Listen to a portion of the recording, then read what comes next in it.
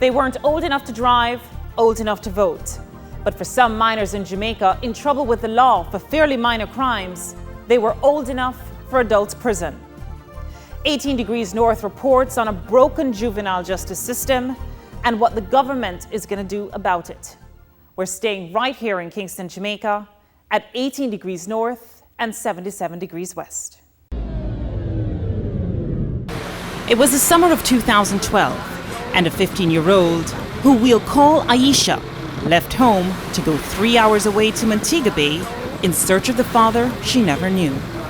It's a good while I don't see him from house. I hadn't seen him since I was a baby. I asked my mother if I could go and look for him, and she said no. But I went without permission. And I went without her permission. Aisha had run away before. Little did she know this time it would be a life-changing decision. I went to see him and I spent about 2 weeks there. But because my mother didn't know where I was, she reported me missing. Because her mother had reported her missing, the situation escalated when she reported her recovered. Aisha was slapped with an offence of being uncontrollable, which at the time could remand a child to state custody. When I went to the station, there was nowhere for me to stay. So they said I had to return home with my mother and come back later. Then a car would take me to Fort Augusta. Because of lack of adequate facilities, Aisha was actually sent to Fort Augusta, Jamaica's female prison. I was scared when I heard the big gate slam. Then I knew I shouldn't be going to Fort Augusta. I knew I should be home with my mother. And what I heard people say about it, I thought I was going to hell. At only 15 years old, Aisha was mixed in with adult female prisoners, fraudsters, drug offenders, and even murderers. One of them killed her baby brother. Another one fought with her brother and she stabbed him. Another one killed her son and put him in a suitcase and put him in her trunk. And this other one poisoned her husband. The problem of minors housed in adult prisons or institutionalized, often for non-violent offenses, is not new.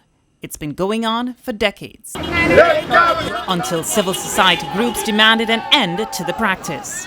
This defines us as a society, that we believe that the harder we are on children is the better for them, and that we will get our desired behavior based on fear instead of empowerment. Jamaica is a signatory to international agreements like the UN Convention on the Rights of the Child and the Beijing Rules, which both state that children should not be kept in prison with adults. After years of breaching these conventions, the Jamaican government finally responded to local and international pressure, and in August 2013, Cabinet decided it would no longer be acceptable to label children uncontrollable. But what matters now as we move forward with this new paradigm shift is how we treat with a child who has been so designated. No longer are we saying that incarceration, i.e. correctional orders, are available to the court, but what the court needs to be looking at are the therapeutic interventions, the need for psychiatric evaluations, psychological support, and other meaningful corrective mechanisms that can be put in place to save a child, really. For Aisha, her supposed offense was hard for her to process. I did something wrong because I didn't ask for permission to leave home. But it's not like I went to a boyfriend's house or something. I went to my father's house. Before this, she'd been a high school student, and now she was seeing things no child should. I didn't learn nothing good over there, miss. I didn't learn anything at Fort Augusta. I saw girls having sex with girls because I didn't have anything else to do. They were doing it a lot. Judging by tragic events in recent years, critics say Jamaica's correctional system, as it relates to juveniles, is in need of an overhaul. In May 2009, a confrontation between lawmen and wards at a juvenile institution led to a fire that burned 7 minors to death and sparked a public outcry. Incinerate, they were left to incinerate, thrown into the state law. And just last year, 16-year-old Vanessa Wint, who had been declared uncontrollable, is believed to have hanged herself while being housed in an adult facility. Critics say troubled minors like Vanessa, experiencing severe social and mental struggles, should be placed in a system that is more rehabilitative than punitive. Kids make mistakes. If a child has been exposed to trauma or very unfortunate circumstances which cause that child to act out, then it really is not in the child's best interest, nor is it fair to the child to criminalize the child. Although extreme, Vanessa's case is not an exception. The government's own data show that in the last 5 years, there have been 9 attempted and suspected suicides in the country's female juvenile facilities and more than twice as many among female minors housed in adult lockups. Even Jamaica's Department of Corrections admits conditions are not up to par. The number of staff, the level of training that we have, and the facilities themselves. Many of our institutions were not built with security and human rights in mind.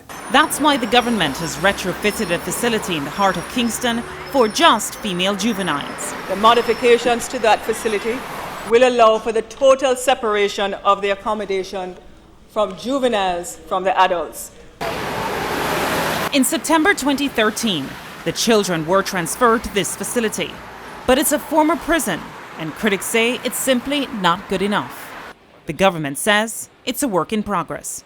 We recognize that it is not meeting several protocols that we have signed off on as a nation, but the way I look at it, it's a work in progress. These are not things that we can do or meet overnight.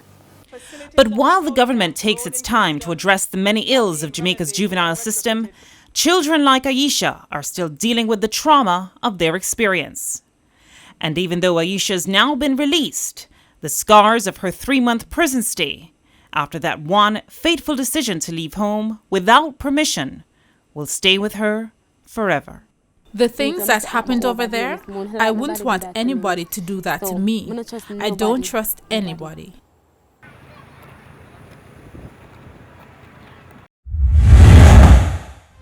Loved and loathed, we speak to the former Lieutenant Governor of Florida, Trinidadian-born Jennifer Carroll. We talked to her about her support of the controversial Stand Your Ground law in Florida, which has sparked mass protests in the United States in the wake of George Zimmerman's acquittal for murder of Trayvon Martin. That story coming up on 18 Degrees North. The preceding segment was brought to you by Caribbean Dreams.